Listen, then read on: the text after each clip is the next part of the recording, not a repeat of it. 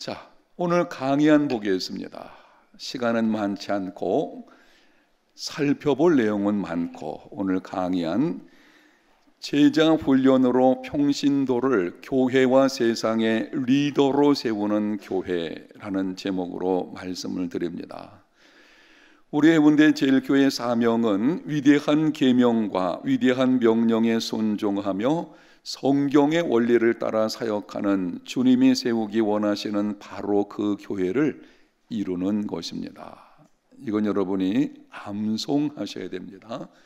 해운대 제일교회가 어떤 교회냐? 바로 이 사명선언이 우리 교회입니다. 이런 교회입니다 라고 말할 수 있겠죠. 이 사명에서 5가지 비전이 나오고 그중 3번째 비전이 제자 훈련으로 평신도를 교회와 세상의 리더로 세우는 교회입니다. 양육과 제자 훈련을 통해 모든 성도들을 교회와 세상에서 선한 영향력을 끼치는 리더로 세우는 교회, 바로 이것이 우리 교회의 비전입니다.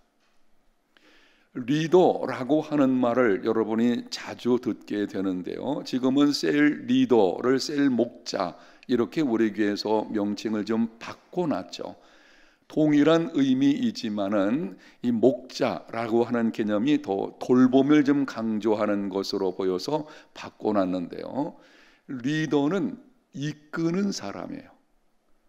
다른 사람을 앞에서 이끌고 나가는 사람이 리더입니다. 이걸 조금 바꿔 말하면 이렇습니다. 따르는 사람이 없다면 리더가 아닙니다.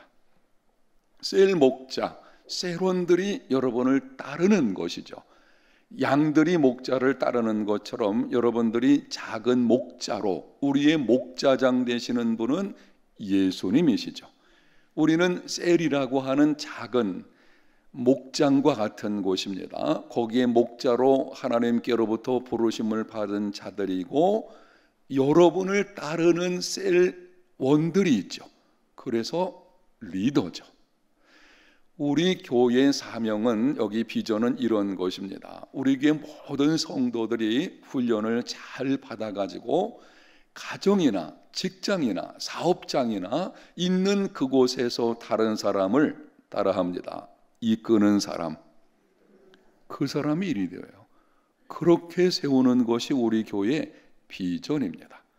그냥 다른 사람에게 언제까지나 끌려다니는 인생의 걸음이 아니고 앞에서 끌고 가는, 이끌고 가는 리더로 세우는 것이 우리 교회의 비전 중 3번째입니다. 자, 이것이 어디서 나오게 되었는지 교환을 보게 되면 마태복음 28장 19절과 20절 잘하는 말씀이죠. 함께 읽습니다. 그러므로 너희는 가서 모든 민족을 제자로 삼아 아버지와 아들과 성령의 이름으로 세례를 베풀고 내가 너희에게 분부한 모든 것을 가르쳐 지키게 하라. 볼지어다 내가 세상 끝날까지 너희와 항상 함께 있으리라 하시니라. 확인하며 질문합니다. 주님의 이 지상 명령에서 핵심 단어가 뭐라 그랬죠? 자, 1번 가라, 2번 제자 삼으라, 3번 세례를 베풀라, 4번 가르쳐 지키게 하라. 몇 번인가요? 예? 가라. 갑자기 가슴이 무너지는 것 같은 뭐라 그랬죠? 제자 삼으라입니다. 제자 삼으라. 예. 너희는 가서, 가는 것도 중요하죠. 그런데 이 말씀의 헬라어 원문을 보게 되면 이렇게 되어 있습니다. 동사는 하나입니다. 제자를 삼으라. 나머지는 분사형으로 되어 있어요.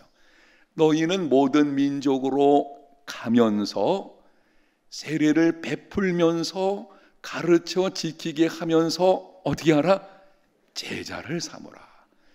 예수님의 지상명령은 제자 삼으라는 것입니다. 이 말씀을 여러분이 잘 기억하셔야 돼요. 제자가 되라는 것이 아니었어요. 지상명령은 제자 되라는 것이 아니고 제자를 뭐하라? 삼으라는 것입니다. 이런 뜻으로 말씀하시는 것입니다. 너희들이 먼저 제자가 되고 거기서 끝나는 것이 아니라 다른 사람을 제자 삼는 자가 되어야 한다. 예수님의 지상 명령은 제자 삼는 제자가 되는 것입니다. 바로 여기서 우리 교회의 비전이 나오게 되는 것입니다. 자, 강연을 조금 보겠습니다. 중간에 보게 되면 단순히 예수님을 믿어 구원받고 평안한 삶을 살라는 것이 아닙니다. 주일에 예배 1시간 드리는 것으로 만족하는 신앙생활을 하라고 하신 것은 더욱 아닙니다. 제자를 삼는 제자가 되라는 것입니다. 내가 먼저 제자 훈련을 받아 선한 영향력을 끼치는 리더가 되고 다른 사람을 제자로 삼아 선한 영향력을 끼치는 또 다른 리더가 되게 하라는 것입니다. 바로 이것이 주님의 지상 명령이고 우리에게 주어진 사명이에요. 반드시 교회는 우리들을 가리키는 것입니다. 우리 모두가 이러한 삶이 되어야 합니다. 디모데후서 2장 2절에는 좀 더 구체적이고 분명하게 말씀을 하십니다. 같이 읽어보겠습니다. 또 내가 많은 증인 앞에서 내게 들은 바를 충성된 사람들에게 부탁하라. 그들이 또 다른 사람들을 가르칠 수 있으리라. 디모데후서는 누가 쓴 건가요? 바울이. 누구에게 보내는 서신인가요? 디모데에게. 바울이 디모데에게 이렇게 분명하게 권면을 합니다. 너는 내게 들은 바를 충성된 사람들에게 부탁하라. 그들이 또 다른 사람들을 가르칠 수 있으리라. 자, 여기 말씀을 보게 되면요, 제일 먼저 나오는 것은 내게라고 하는 바울로부터 출발하는 거예요. 바울이 충성된 사람 디모데를 제자로 삼아서요. 그리고 디모데에게 말합니다. 내가 제자가 되었으니 또 다른 충성된 사람들에게 부탁하라. 이 말은 너도 제자 삼는 사람이 되라고 하는 것입니다. 이게 우리에게 주시는 하나님의 말씀이에요. 저와 여러분이 하나님의 나라에서 리더로 부름받은 사람들이죠. 담임 목사도 그렇고 셀 목자도 그렇고 다 리더로 부름받은 사람인 것입니다. 우리는 어떤 리더가 되어야 하는가 하면 잘 들으셔야 돼요. 단순히 다른 사람을 끌고 가는 리더로 끝나는 것이 아니에요. 다른 사람을 나 같은 리더로 세워가는 그러한 리더가 되어야 합니다. 거기 내용에 조금 설명을 해놓았습니다. 우리 교회 모든 리더들은 생각을 바꾸어야 합니다. 셀 안에 있는 성도들을 내가 섬겨야 할 사람으로만 생각하지 말고 리더가 될 사람으로 보아야 합니다. 거기 줄쳐 놓으셔야 돼요. 여러분이 셀 식구들을 볼 때에 이제는 안목을 바꾸셔야 돼요. 지금까지 혹시 아직 연약하기 때문에 내가 섬겨 주어야 할 사람, 틀린 말은 아니죠. 그러나 그걸로 끝나면 안 돼요. 지금은 연약하고 믿음이 좀 부족하다고 할지라도 장차 리더가 될 사람, 이렇게 봐야 돼요. 그게 성경적이에요. 우리에게 그렇게 말씀을 하시는 것입니다. 장차 리더인 나처럼 리더로 키우고 세울 사람으로 보아야 합니다.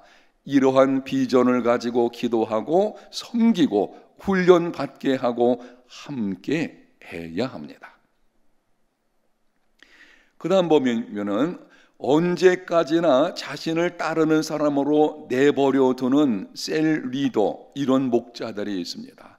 가만히 보게 되면은 셀을 목자로 이제 셀 세워지고 한 셀이 있는데요, 그냥 언제까지나 나만 목자예요. 그리고 셀원들은 목자인 나를 따르는, 이렇게 10년이고 20년이고 가게 되는 경우가 있는 것을 보게 되는데요, 이것이 어떤 문제가 있는가 하면 적어도 3가지 기록을 해놔서요. 먼저는 주님의 명령에 뭐 하는 거예요? 불순종하는 것입니다. 불순종하고 있는 거예요. 두 번째는 한 사람의 가치를 뭐예요? 무시하는 것입니다.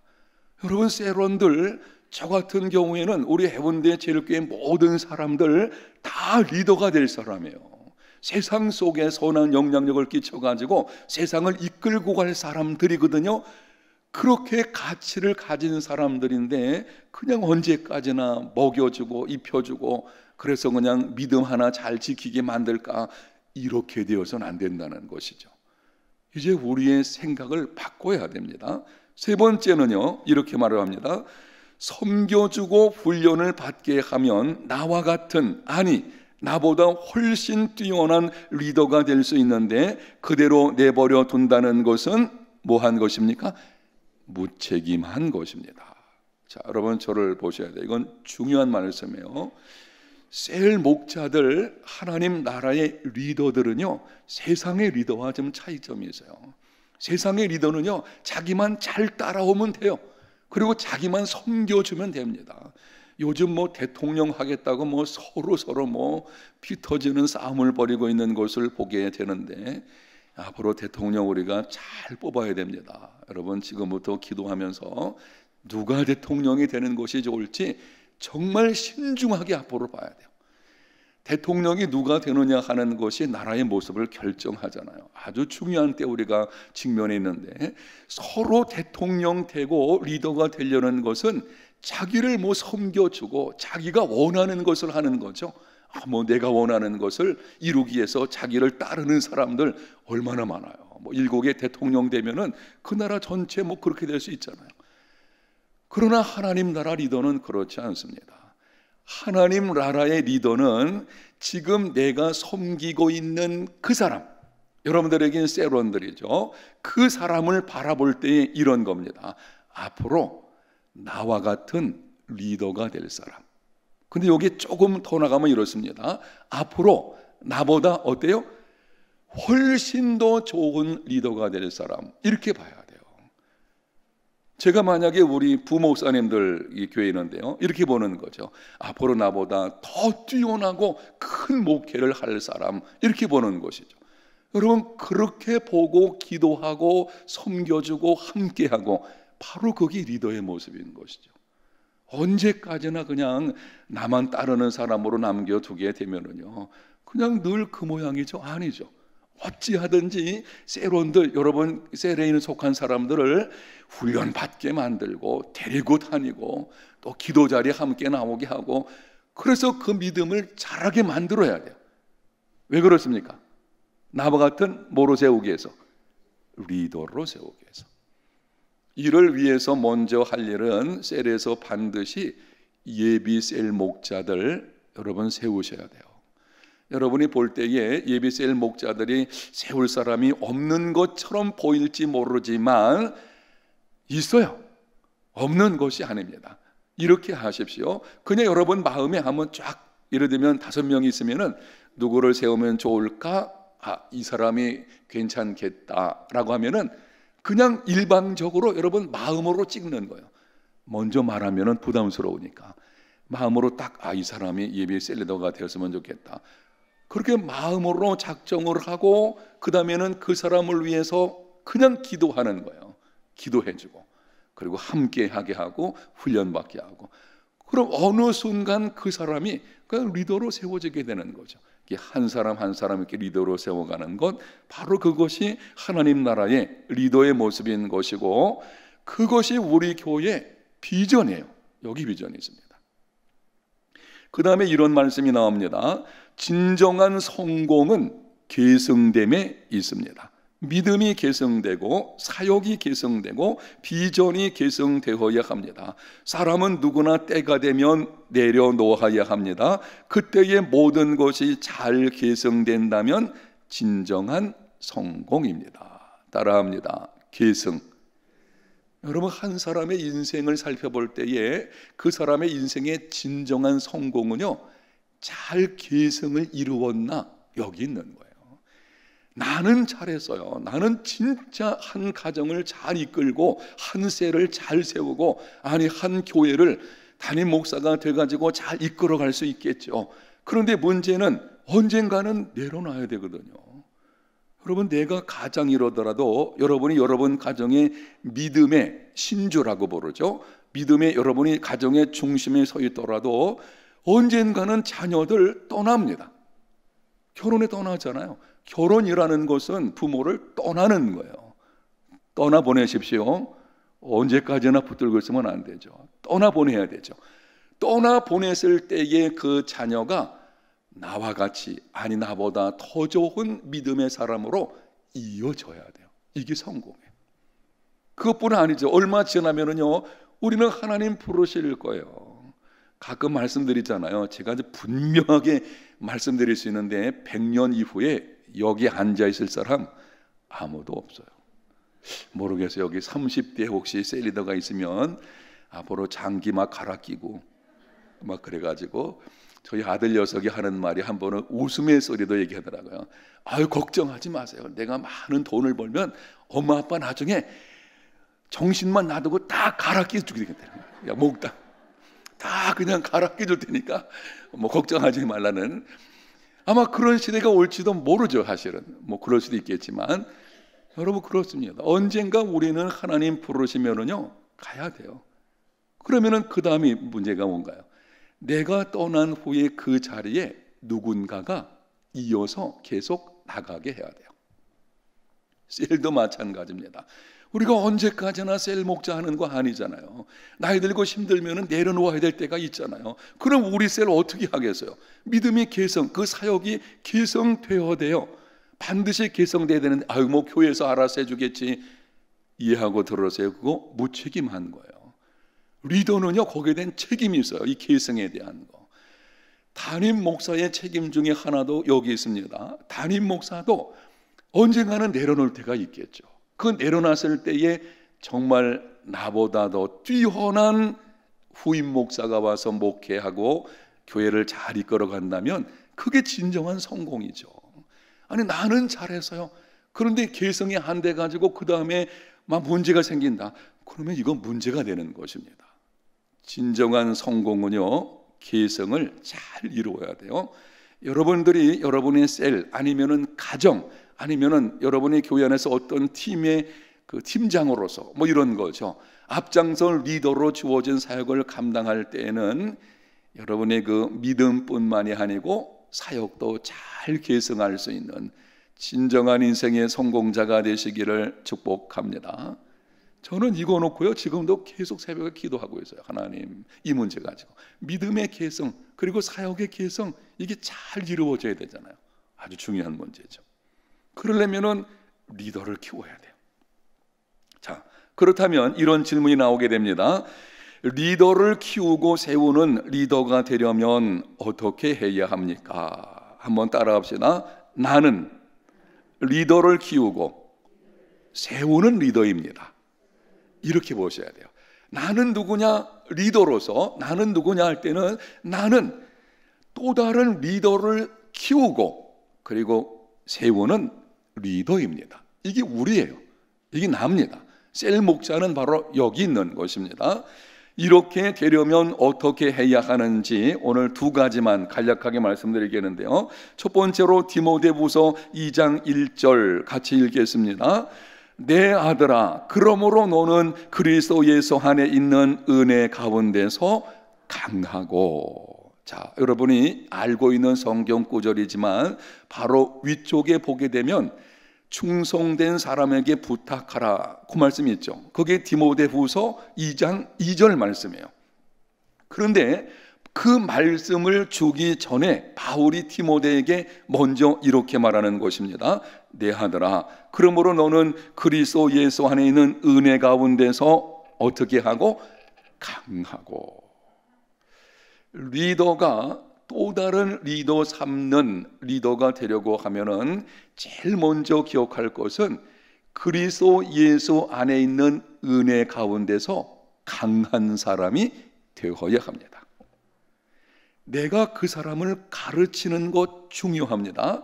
그런데 그 전에 그 사람을, 여러분 셀에 있는 사람들을 가르치기 전에 내가 먼저 은혜 속에서 강한 사람이 되어야 합니다. 우선순위가 바뀌면 안 돼요. 우리는 가르치는 일에 바쁠 때가 있어요. 사역에 바쁠 때가 있습니다. 사역도 가르치는 것도 다 중요한 것이지만 그보다 우선되어야 할 것은 내 자신이 그리스도 예수 안에서 은혜 가운데서 강한 사람이 되어야 합니다. 자, 그럼 은혜 가운데서 강한 사람이 되려면 어떻게 되는지 거기 이렇게 내용을 기록해 놨습니다. 아래쪽 보겠습니다. 은혜 가운데서 강한 사람이 되려면 신앙 서적을 읽거나 설교나 세미나 등을 들어야 합니다. 여러분이 지금 듣는 것처럼 잘 들어야 돼요. 믿음은 들음에서 납니다. 그러나 그 단어 이 말이 중요해요. 간접적인 들음을 통해서는 믿음이 깊어지는데 한계가 있습니다. 하나님으로부터 직접 듣지 않으면 뒤로 넘기겠습니다. 하나님과 친밀한 관계를 갖지 않으면 신앙 서적을 읽어도 설교나 세미나를 들어도 하나님에 대한 다른 사람의 말의 의미를 깨닫지를 못합니다. 그래서 그들의 메시지가 자신의 삶에 거의 영향을 끼치지 못하게 됩니다. 하나님을 위한 일보다 하나님과 친밀함을 우선해야 합니다. 자, 여러분이 이제 딱 내려놓으시고 저를 보셔야 돼요.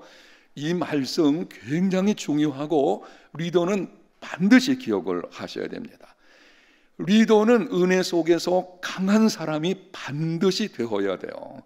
뒤에 나오겠지만 내가 받은 은혜가 다른 사람에게 흘러가게 하는 게 리더예요. 내가 그 사람에게 무슨 은혜 끼치는 거 아니에요.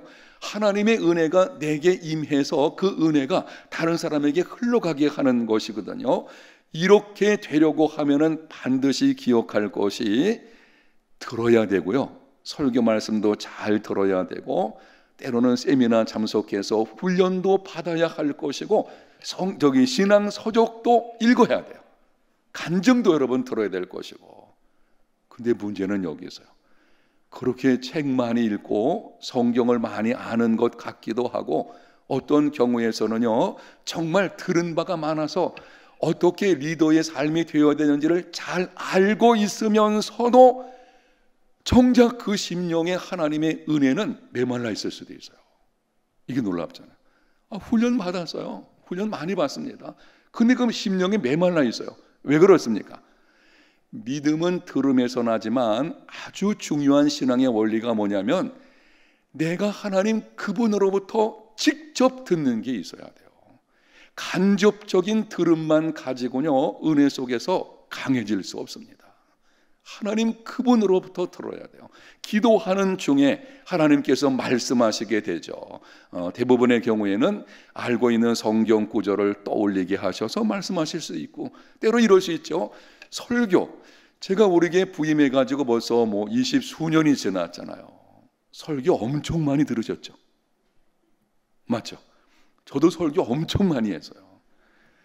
근데도 그 많은 설교들이요 실제로 나에게 그 말씀, 주일날 목사가 여기 서서 말씀 전할 때 그 말씀 한마디 한마디가 내게 주시는 말씀으로 내 심령이 풍성해지려면 잘 기억하셔야 돼요. 하나님 그분과 친밀해져야 돼요. 여러분이 하나님과 친밀하지 않으면 하나님 말씀을 들어도 엉뚱한 다른 사람, 그냥 제3자 누가 다른 사람이 말로 들리는 것입니다. 그렇게 돼 있어요. 그렇게 말씀을 들었음에도 왜 그 말씀들이 내게 쏙쏙 다가오지 않는가? 그 말씀이 내게 다가오지 않으면요, 그 심령은 메말할 수밖에 없죠. 가장 큰 이유는 이것입니다. 내가 하나님과 친밀한 관계가 안 돼 있어요.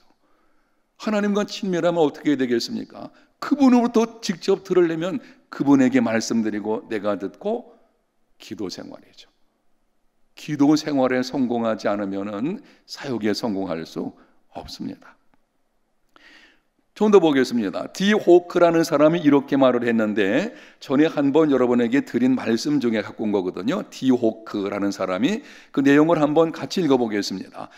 50%의 시간과 최고의 능력을 자기 관리에 사용하라.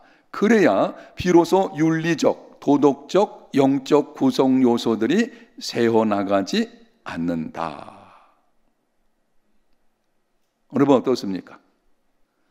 이 놀라운 말씀이죠.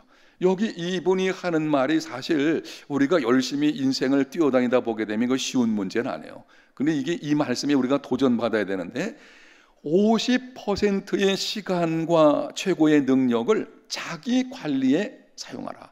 왜냐하면 자기를 관리하지 않고 열심히 뛰어다니게 되면은요, 내 속에 더 이상 나올 게 없어요. 저도 이 담임 목사로서 이제 많이 생각하는 겁니다. 아니, 나올 게 있어야 되죠. 나올 게. 자기 관리해서 자꾸 채워야 돼요. 그래 나올 게 있게 되는 것이 아니겠습니까? 그 나올 것이 없으면은요, 탈진되는 것입니다. 질문하겠습니다. 성경에 보게 되면 위대한 신앙의 사람입니다. 그런데 열심히 그냥 사역을 하다 보니까는 탈진이 왔어요. 낙심되고 도망을 쳤어요. 로뎀나무 아래 가서 하나님 차라리 죽는 게 낫겠습니다. 누굽니까? 엘리야잖아요. 여러분 엘리야도요 그런 일이 벌어지게 돼 있어요. 여기서 우리가 배울 거 이겁니다. 위대한 하나님의 사람도 자기 관리에 소홀하게 되면은요 그런 증상 나타납니다. 자기 관리를 하지 않아도 될 만큼 뛰어난 사람은 아무도 없습니다. 심지어 예수님께서도 무지하신 예수님께서도 이 땅에 계실 때에 바쁜 중에 일을 내려놓으셨어요. 많은 사람들이 몰려왔잖아요. 그냥 그들 놔두고 기도하러 가셨어요. 예수님께서도 자기 관리하신 거예요. 하나님과의 교제, 하나님 앞에 나가서 하나님과 교제하는 중에 영적인 쉼을 누리게 되고 또 그 가운데서 몸의 회복도 이루어지게 되고 이 자기 관리가 굉장히 중요한 것입니다. 은혜 속에서 먼저 내가 강한 사람이 되어야 합니다. 자, 그 다음에 좀 더 정리해가지고 이렇게 말씀을 기록해놨습니다. 하나님께서 내게 이미 흘려주신 것으로만 다른 사람에게 흘려보낼 수 있습니다. 이거 줄쳐 놓으셔야 돼요. 우리 사역자들이, 리더들이 이거 꼭 기억하셔야 됩니다. 하나님께서 내게 이미 흘려주신 것으로만 다른 사람에게 흘려보낼 수 있습니다.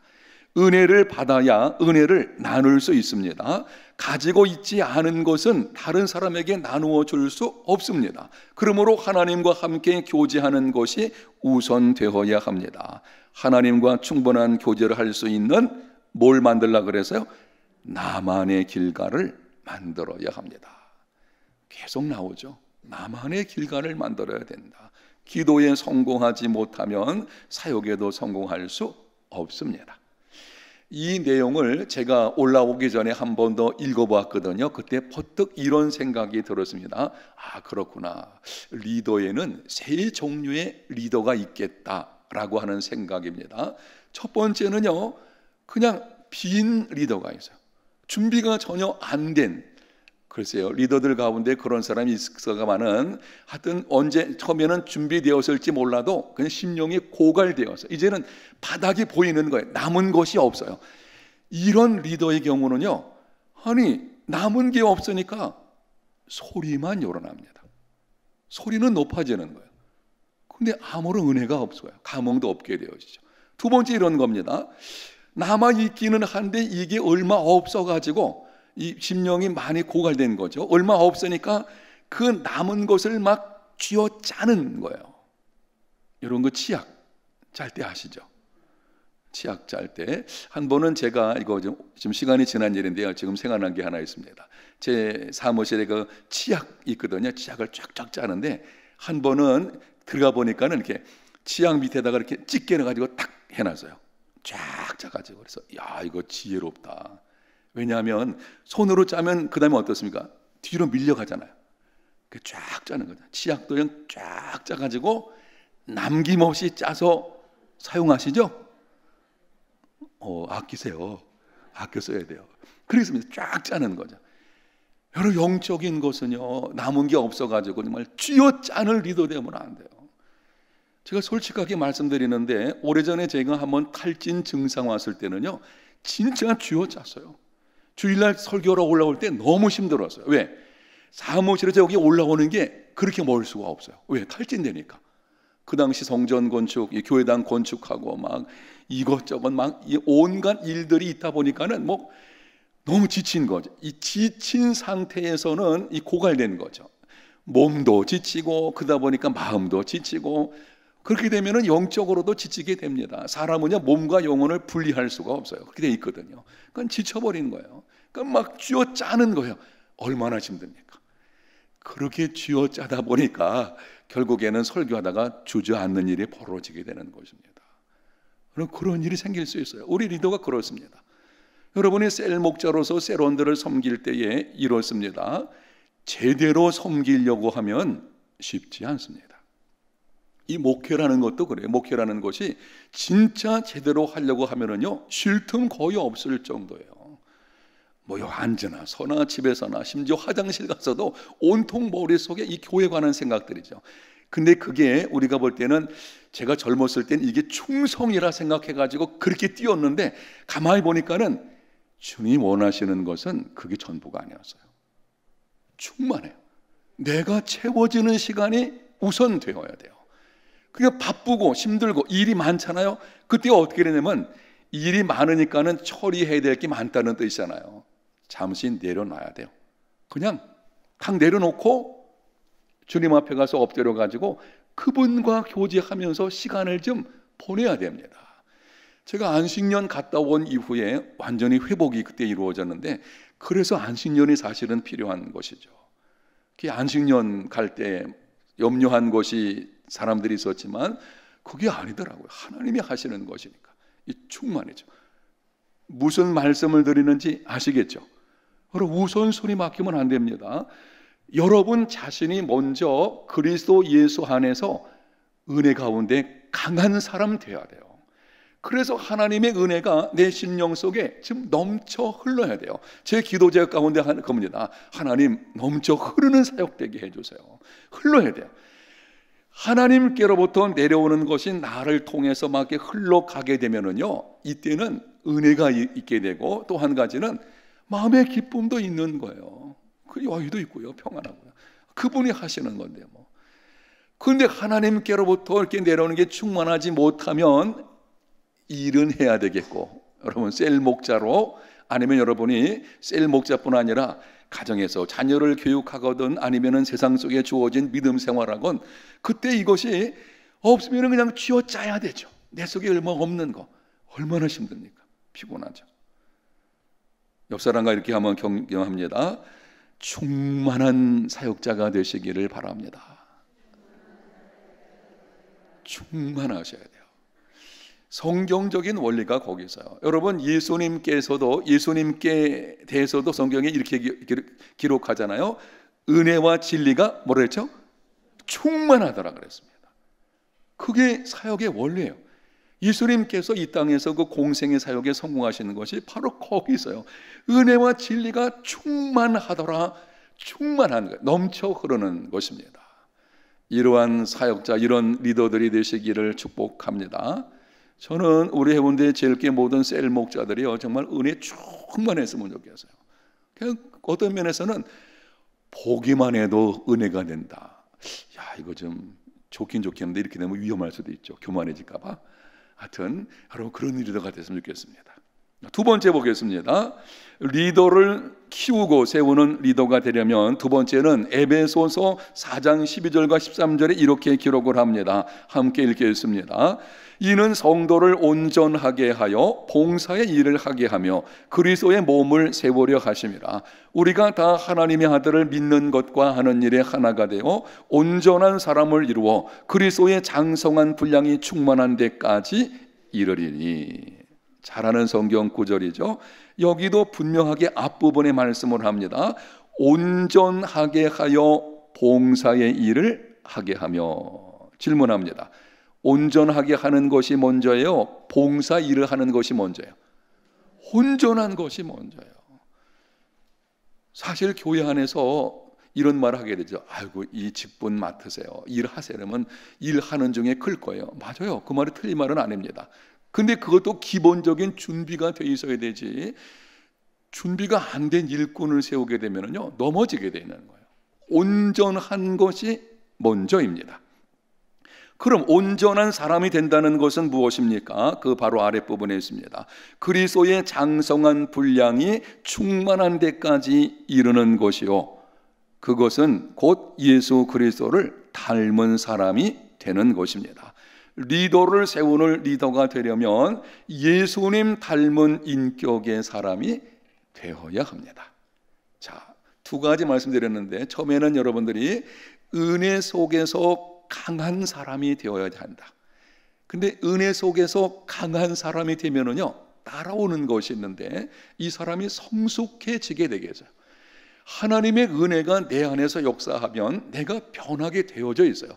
그래서 예수님 닮은 사람으로 변화가 이루어지게 되는 것이죠.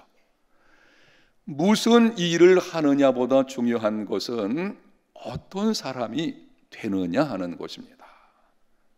아시죠? 제가 우리에게 부임해가지고 설교 중에 많이 한 설교 중에 하나가 바로 이거였어요. 무슨 일을 하느냐, 일 잘하는 거 중요합니다. 사람은 좋은데 일을 잘 못하는 경우가 있어요. 그것도 답답해요. 안타깝죠. 안타까웠죠. 또 어떤 사람 거꾸로 되는 경우가 있어요. 일은 너무너무 잘하는데 사람의 문제가 있어. 이것도 좀 어렵죠. 여러분, 그때 어떻게 하면 좋겠습니까? 그럼 이 둘 중에 하나 얻은 건가요? 사실 우선순위를 보면은요, 일 잘하는 것 중요하지만 사람이 좋은 것, 사람이 성숙한 것이 더 우선입니다. 사람이 좋으면은요, 다른 사람이 따라와요. 사람이 좋으면은요, 관계들이 좋아지잖아요. 사람이 따라옵니다. 근데 일을 그렇게 잘하는 것 같아도 사람이 뭐가 나고 사람에게 문제가 있어가지고 상처가 많아가지고 다른 사람에게 상처 주고 막 이러면은요, 아무리 그 사람이 일 잘해도요, 함께 하려고 하지 않습니다. 이 사람이 먼저인 것입니다. 그래서 우리가 먼저 두 번째로 준비되어야 되는 것은, 내가 먼저 누구 닮은 사람? 예수님 닮은 사람으로 성장해 가야 되는 것입니다. 그렇게 돼야 되겠죠. 우리 셀 목자들은 다 좋으신 분들 다 세워졌으니까 다 예수님 닮은 사람으로 지금 변화되고 또 성숙한 많은 리더들이 있는 거 너무 감사한데요.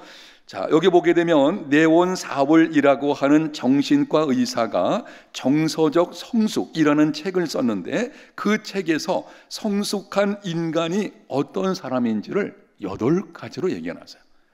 자, 여러분에게 한번 참고해 보라고 이제 한 가지 간단하게 좀 읽어볼 건데요. 그때 여러분이 이렇게 보십시오. 내게 이런 면이 있나 없나 한번 점검해 보시면 좋겠습니다. 첫 번째는 독립적이고 책임을 질 줄 알아야 한다. 남에게 의존하거나 끌려가는 것이 아니라 스스로 판단할 줄 아는 독립적인 판단력을 가지고 책임져야 할 일을 책임지는 자가 성숙한 사람입니다. 아시겠습니까? 리더는 사실 여러분 이렇습니다. 제가 담임 목회하면서 담임 목사가 힘든 것 중에 하나는 언제나 최종 결정자거든요. 맞죠? 우리에게 무슨 일이 있을 때 최종 결정자예요. 최종 결정한다는 말은 거기에 대한 책임도 져야 되고 그 결정이 교회에 영향을 그대로 끼치게 되거든요. 그러니까 이게 쉽지 않은 거예요. 그래서 여러분이 기도하실 때에 저도 제 자신을 위해서 늘 이렇게 기도합니다. 하나님, 내게 지혜와 통찰력을 주셔서. 여러분들도 담임 목사 위에 기도할 때 그렇게 하셔야 돼요. 하나님 아버지, 우리 담임 목사님 지혜를 주시고 통찰력을 주셔서 최종 결정할 일이 한두 가지가 아니에요. 하루에도 결정할 일들이 많잖아요. 이런저런 일이 있고 연말이 되어지면은 또 결정할 일이 얼마나 많습니까? 그러니까 이 머리가 아프죠. 편의점 병원 때로는 쥐가 날 때도 있어요. 머리에서. 여러분 별로 감흥이 없는 거 보시니까 기도해 주셔야 됩니다. 여러분이 기도해 주시는데 바로 이거죠. 리더는 여러분 셀에서 무슨 일이 있을 때 여러분이 결정할 때에 여러분이 최종적으로 하잖아요. 그리고 책임을 져야 되죠. 바로 그게 성숙함이라는 것이죠.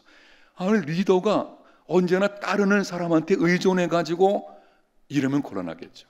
그런 리더를 바꿔야 되죠. 사실은 이렇습니다. 여러분, 그 리더가 누구냐면 어떤 모임이 있을 때에 이 모임이 진행되잖아요. 모임이 있을 때에 토론이 벌어지는 거예요. 토론 벌어질 때에 결국에는 거기 있는 사람들이 바라보는 사람이 있어요. 왜냐하면 그거 이 사람이 결정해 줘야 되지. 그게 리더거든요. 바라보는 사람이 있는 것입니다. 저들에게 회의를 같은 데 가면은 그런 때가 있어요. 어떤 문제가 있을 때에 그 얘기하는 사람이 누군가를 바라보면서 자기 얘기를 해요. 왜? 그 사람이 리더거든요.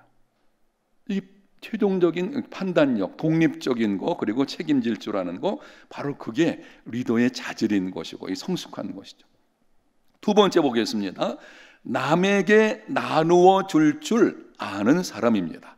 소유의 공유성을 알고 있는 사람입니다. 무엇을 가졌든지 함께 누릴 줄 아는 사람입니다. 베풀 줄 아는 사람이 성숙한 사람입니다. 어떤 사람이요? 베풀 줄 아는 사람. 여러분, 리더는요, 그냥 여러분이 있는 그대로 말씀드릴 테니까 잘 들어보십시오. 리더는요, 호주머니도 열려 있어야 돼요. 리더는 이렇게 베푸는 사람이 되어야 됩니다. 사랑을 베풀어 주시고, 때로는요, 정말 내 호주머니에서 그 소중한 돈도, 이 생명 같은 돈이죠. 돈은 중요한 거니까 그 돈도 좀 베풀 수 있어야 돼요. 그게 좀 사주기도 하고 이런 게 있어야 되는 것입니다. 제가 오랫동안 그 담임 목사로 그리고 교육자로 생활하는 가운데 가만히 보니까 이렇습니다. 한번 따라합시다. 베푸는 자가 리더이다. 베푸는 사람이 리더입니다. 누가 리더냐? 베푸는 사람이에요. 그러니까 여러분이 리더가 되려고 하면 베풀미 있어야 돼요. 그냥 자기만 알고 도무지 뭐랄까요, 인색하다 그럴까? 그냥 안 열려요. 그냥 꽉 잠겨 있어요. 이 지갑에다가 그냥 자물쇠를 몇 개를 채워놔가지고 열리지라는, 이러면은 리더 될 수 없습니다. 베풀어야 돼요. 이 베푼다는 것이 뭐 돈이 많아서가 아니고 작은 것이라도 베푸는 거죠.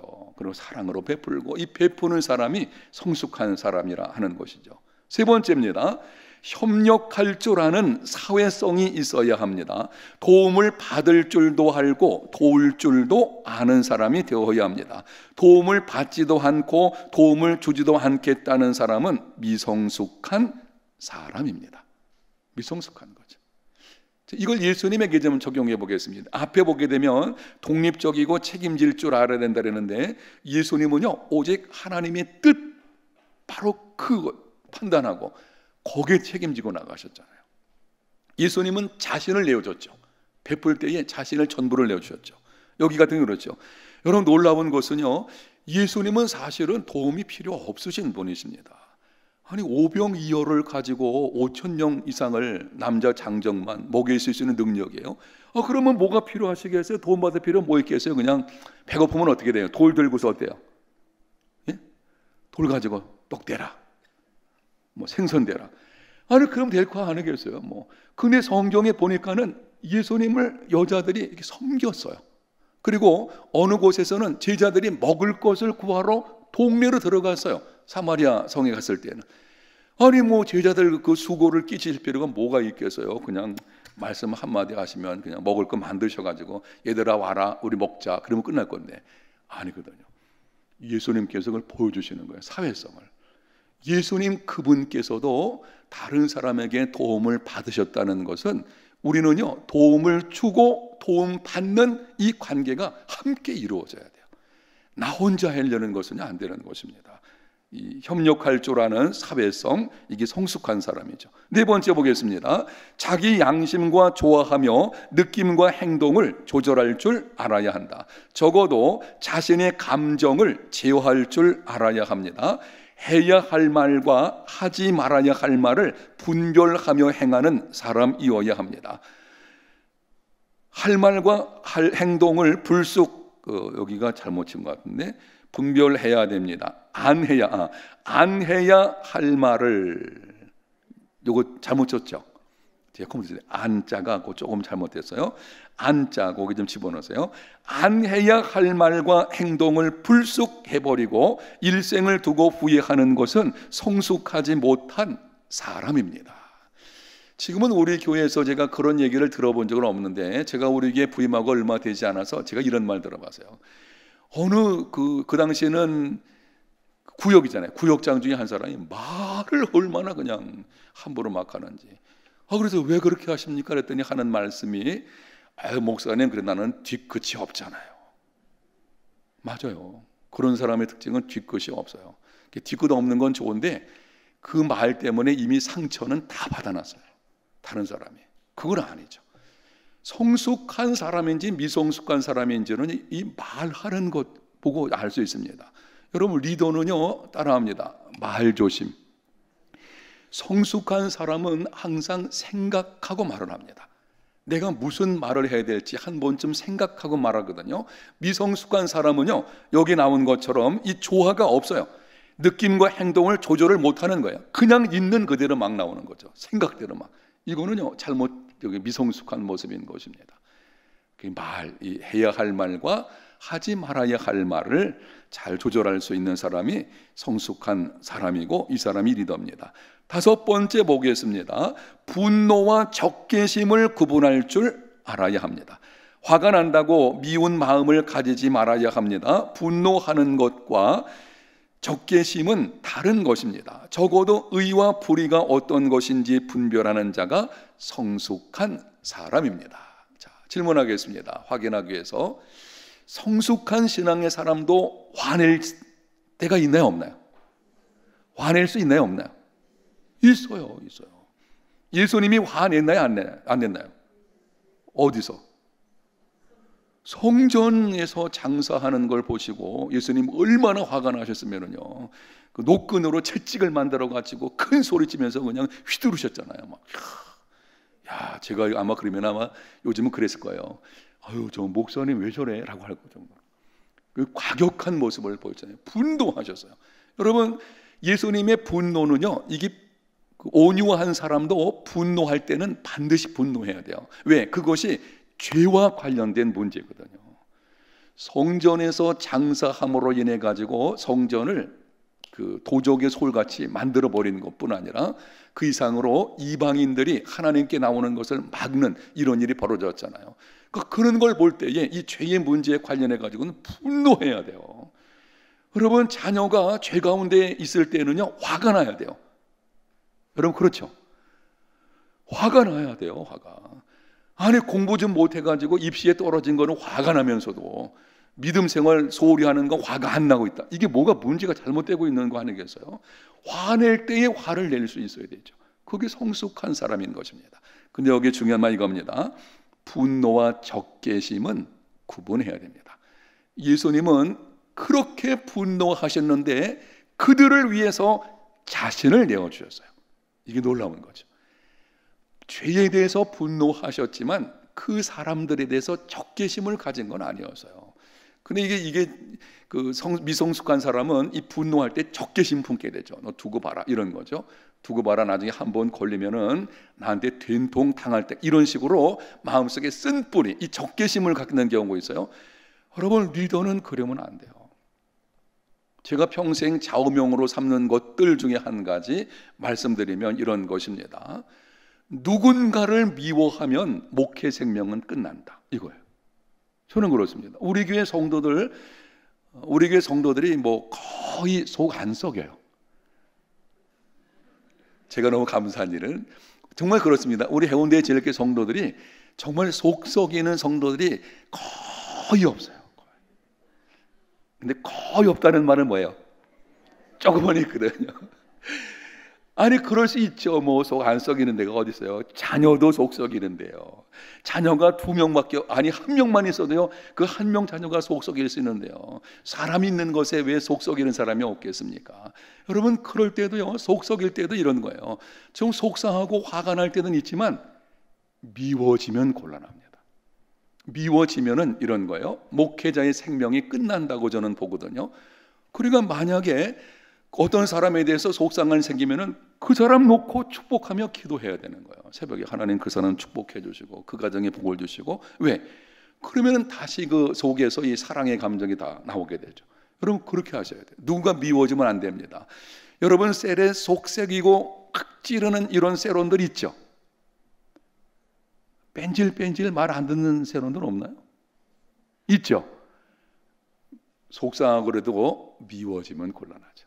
하여튼 여러분, 화를 낼 수는 있지만 그게 적개심으로 가서는 안 된다 하는 것을 말씀드리는 것이고, 사람이 미워지면 안 됩니다. 여섯 번째, 현실을 파악하고 그 미래적 의미를 알아야 합니다. 현재를 살고 있지만 미래에 어떻게 될 것인지 아는 사람입니다. 현재의 상황을 파악한 후에 미래에 어떤 일이 일어날 것인지를 생각할 줄 아는 사람, 이 사람이 성숙한 사람인데, 이 말이 조금 어려우면 여러분이 이렇게 기억하시면 됩니다. 따라합니다. 생각하라. 성숙한 사람은요, 항상 생각할 줄 아는 사람이에요. 어떤 일이 있을 때에 어떻게 하는 것이 하나님이 기뻐하시는 것일까 생각할 줄 아는 사람이죠. 또한 어떤 상황이 왔을 때에 이 상황이 앞으로 내 인생에 어떤 일이 될지 생각해 보는 것입니다. 그 사람이 성숙한 사람이죠. 미성숙한 사람은요, 생각이 없어요. 생각 없이 말하고 생각 없이 행동하고 앞으로 내 인생에 그것이 어떻게 될지를 모르는 거예요. 생각 없는 것입니다. 그 미성숙한 거죠. 일곱 번째 보겠습니다. 육체와 정신의 조화를 이루는 사람입니다. 정신과는 상관없이 육체적인 본능만을 따라 행한다면 짐승과 다를 것이 없습니다. 육체와 정신이 잘 조화를 이루는 사람이 성숙한 사람입니다. 이렇습니다. 우리가 여러분들이 지금 확인할 수 있겠는데요, 내가 지금 몸과 마음이, 쉽게 말하면 육체와 정신, 이거보다는 내 몸과 마음이 함께 조화를 이루어야 되는데요, 몸과 마음이 조화를 이루는 사람들의 특징 중에 하나가 여유가 있어요. 마음의 여유가 있습니다. 근데 마음의 여유가 없으니까 이 몸과 마음이 부조화된 것이거든요. 그러니까는 이 삶의 기쁨이 없게 되는 것이죠. 여러분 어떻습니까? 요즘에 여러분의 마음에 여유가 좀 있으시죠? 이 질문이 좀 너무 단순한 질문이라 좀 이상하긴 한데, 이런 것입니다. 쉽게 말하면 누군가가 여러분을 좀 이렇게 긁었을 때에도 뭐 항상 다 받아주기는 쉽지 않겠지만, 우리가 성인 군자가 아니니까 누군가 내 마음을 긁었을 때에도 그걸 그냥 받아줄 수 있는 여유가 있어야 돼요. 여러분 그렇죠? 여러분 자녀나 여러분 남편이 속 좀 썩여도 이렇게 여유가 있죠? 이게 제가 질문 쉽게 하지 뭐 심각한 겁니다. 여러분 그거 필요한 거예요. 마음과 몸이 조화를 이루지 못하면은요, 마음에 여유가 없어요. 여유가 없으면은요, 누가 건드리면 팍 나오게 되잖아요. 가시돋친 말이 나오게 되죠. 조금만 건드리면 그냥 탁 토라지고 말이죠. 어렵죠 이거. 조금 건드려도 그걸 여유 있게 농담으로 좀 받고, 다른 사람이 좀 긁어도 그 여유로 받아가지고 좀 그걸 부드럽게 좀 대답해주고, 네, 하여튼 뭐 이러한 삶이 되시기를 축복합니다. 여러분 그게 리더인 것입니다. 그게 성숙함인 것입니다. 지금 생각난 거 있는데 제가 자주 하잖아요. 신앙이 성숙하다는 건 마음의 폭이 어떻게 해요? 넓어지는 거라 그랬잖아요. 신앙이 성숙하다, 제가 볼 때 그렇습니다. 신앙이 성숙하다는 것은 일단은 하나님과의 관계에서 바르게 서 있는 것이고, 그건 기본이죠. 하나님과 관계가 바르게 서 있는 중에서 마음의 폭이 넓어지는 거예요. 그래서 좀 어떤 일을 본다고 할지라도 너무 예민하지 말고 좀 여유를 받아들일 수 있는, 이게 몸과 마음이 조화를 이룰 수 있는 이 사람이 성숙한 사람인 것이고, 마지막 여덟 번째입니다. 융통성이 있고 적응성이 있는 사람이다. 도무지 융통성이라고는 찾아볼 수 없는 꽉 막힌 사람이 있습니다. 다른 사람 말도 듣지 않습니다. 고집을 부립니다. 미성숙한 사람입니다. 융통성과 적응성이 있어야 합니다. 오해하지 마십시오. 타협하라는 것은 아니에요. 이런 뜻입니다. 여기 융통성과 적응성이라는 건 진리 문제가 아니면 양보할 수 있는 사람을 가리키는 것입니다. 그게 진리라면 양보할 수 없죠. 복음의 진리인데 어떻게 양보가 되겠어요? 안 되죠. 그런데 그 문제가 아니면 양보할 수 있는 것입니다. 때로 속상한 일이 다가왔을 때에 그리스도인은 이런 것입니다. 양보할 줄 아는 사람이, 그게 성숙한 그리스도인의 삶의 모습을 살아가는 것이거든요. 양보. 여러분 맞죠? 여러분 가정에 그 어린아이 같은 경우 어떻습니까? 양보 안 하죠? 내 거잖아요. 완전 내 거. 자기 거 건드리면 막 울잖아요. 왜? 아직까지 성숙하지 않죠. 그러나 좀 자라보세요. 그거 양보하죠. 이게 성숙하게 되는 것이죠. 융통성과 적응성. 이건 이런 면도 있습니다. 가끔 보게 되면 나 아니면 안 돼. 제가 이 사역을 하면서 보니까 제일 위험한 사람 중에 하나가 이런 사람이에요. 아이고 내가 아니면 해운대제일교회 안 돼. 이게 아주 위험한 겁니다. 이런 겁니다. 내가 아니어도 하나님이 하십니다. 그러니까 우리는 이게 바꿔야 돼요. 우리는 독불 장군 같이 될 수 있어요. 이거 뭐 내가 아니면 뭐 이거 될 수가 없어. 안 해요. 없으면은 그냥 이해하고 들었어요. 없으면 더 잘 될 수도 있어요. 우리 그런 겁니다. 여러분, 그러니까 이게 양보하고 이 성숙한 사람이 돼야 됩니다. 자, 맨 마지막에 있는 거 보겠습니다. 당신은 어떻습니까? 당신에게 부족한 면은 어떤 것입니까? 성령의 도우심을 구하며 기도하십시오.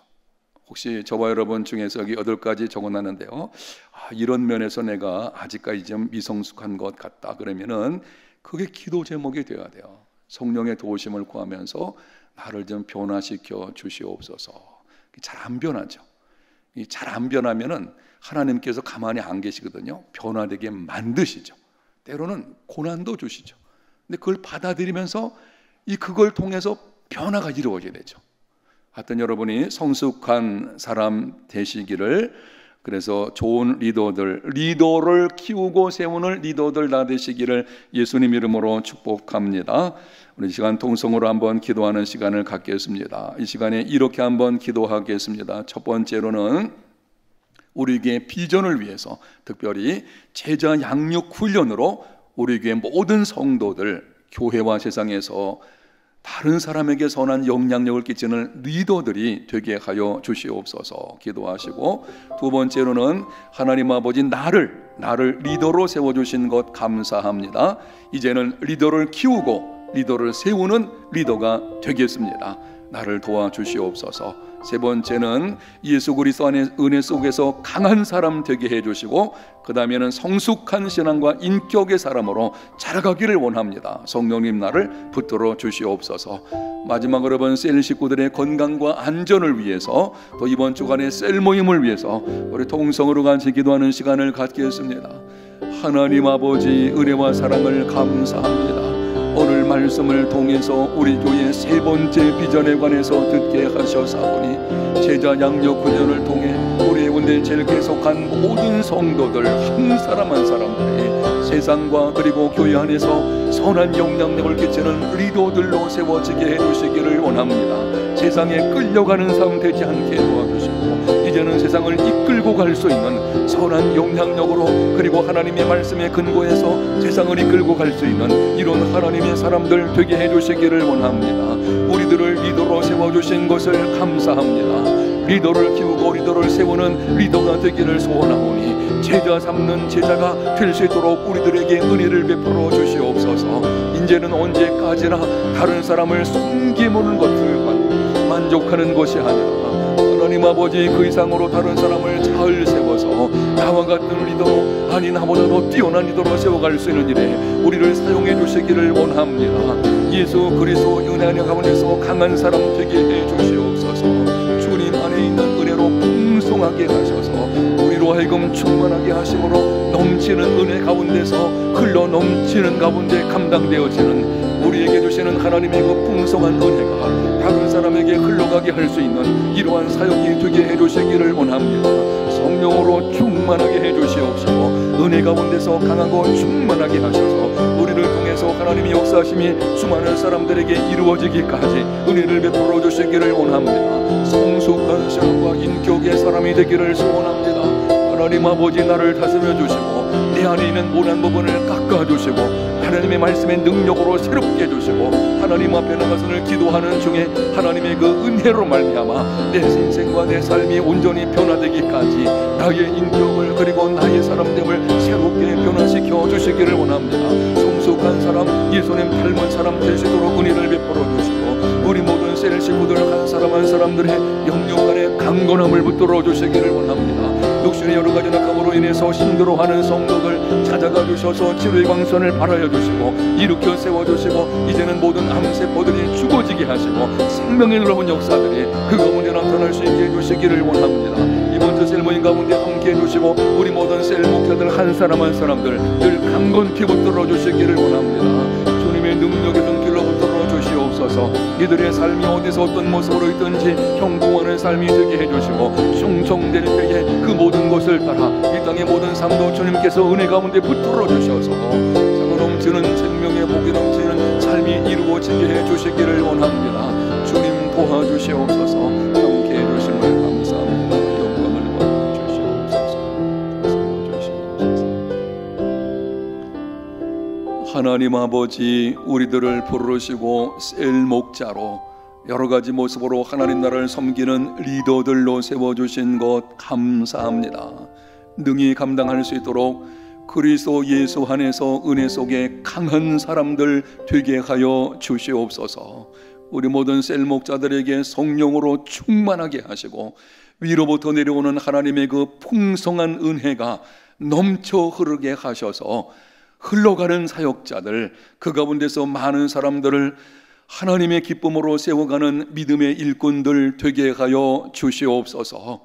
예수님 닮아가는 삶이 되게 해주시고 우리 모든 세론들 한 사람 한 사람 삶 가운데도 간섭해 주셔서 들려오는 모든 소식들이 좋은 소식들 있게 해 주시옵소서.